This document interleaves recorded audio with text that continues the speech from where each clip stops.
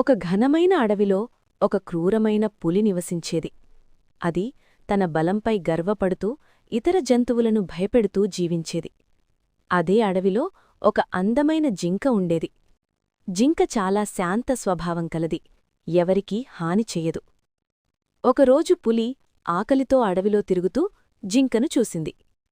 దూకబోతున్న సమయంలో జింక ప్రశాంతంగా ఇలా అన్నది: బలమే గొప్పది కాదు పులీ, బుద్ధి మరియు దయ నిజమైన శక్తి. జింక మాటలు పులిని క్షణం ఆలోచింపజేశాయి. ఆ సమయంలో వేటగాళ్లు అడవిలోకి వచ్చారు.